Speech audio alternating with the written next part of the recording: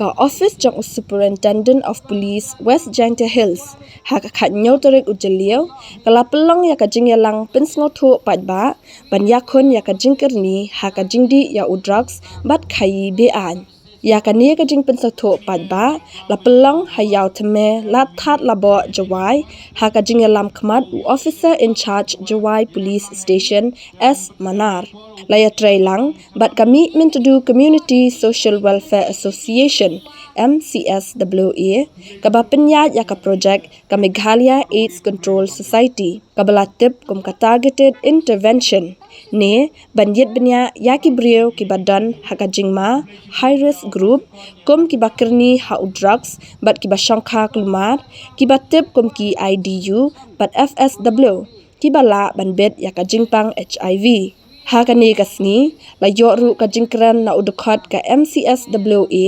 UH Sinkon ubalakran halor ka jingsham jong u bat kumnuru ulala ban pendo na ka jingkerni jong u bandi drugs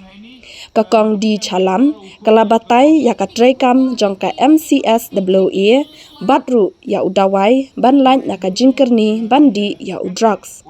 la yoru ka jingkran na OC Jowai ma S Manar OC Women PS Ibashisha Kharpran Traffic in Charge di Lamare bat kiwai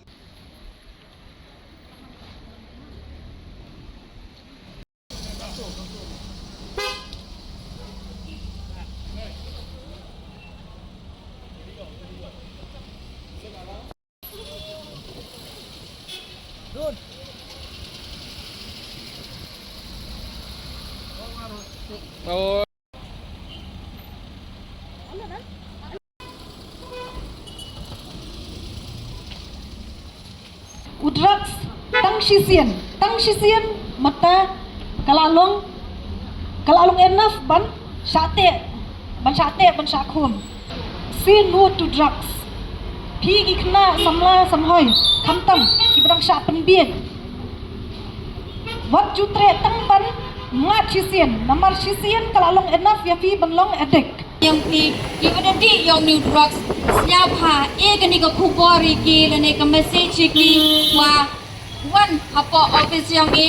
perchang lene one yang yo pi lene yo pensekiat pi di khmat ki yang pi wa uni do wai ka one krek kamu nei benta wo di ki yo let you kat mi ha ni ka drop Baik jamian kadang man kata kapor ko dang biang kita itu initial stage to kapor ko kambau rapio ukon lene ubia upiu yang pi jadi ye Europe hagitu ki por ko dang initial stage nga garanti bi utu kona embe ke jingala yang o the therefore the kam tewat ongi kam ke graph cibat up cibat down the nga ingo ayo blai wa nga kar kitu gisnam jadi deba mala langye ogola oto wela ye ogola to kajing support to one gon ya ka family ka yong ai na ko kurim ka yong a de one gala na kilok yong a kamjo na ka society as a whole